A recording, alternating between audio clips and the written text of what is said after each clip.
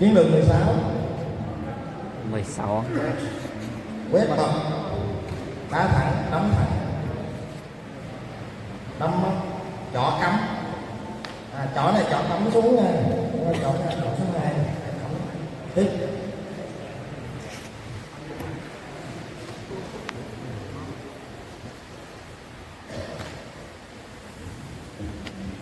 Rồi, chiến lược 17.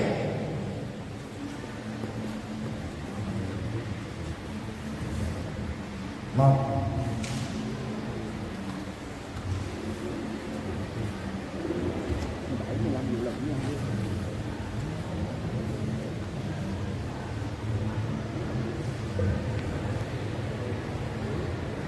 Chiến lược 18. 18 là tí chúng ta cao nha, đinh đánh thấp mà đánh cao lên,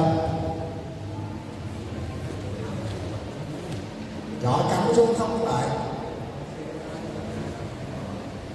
đinh mình chỏ cắm.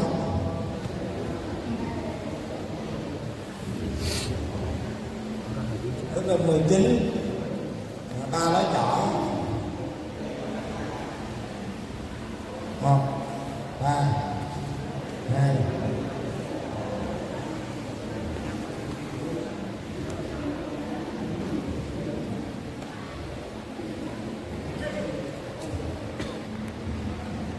Tiếp tục chiến lược 20.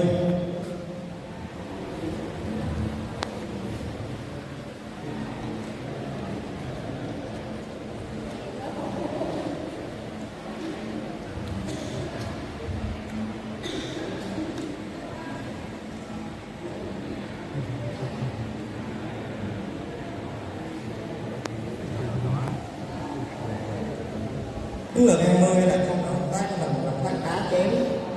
Đá chém là như vậy, đá lết, đá chém là đá trên bụng, chém vào cái.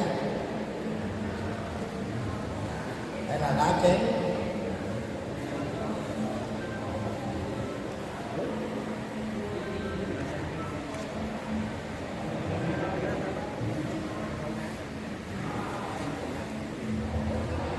Đánh chiến lược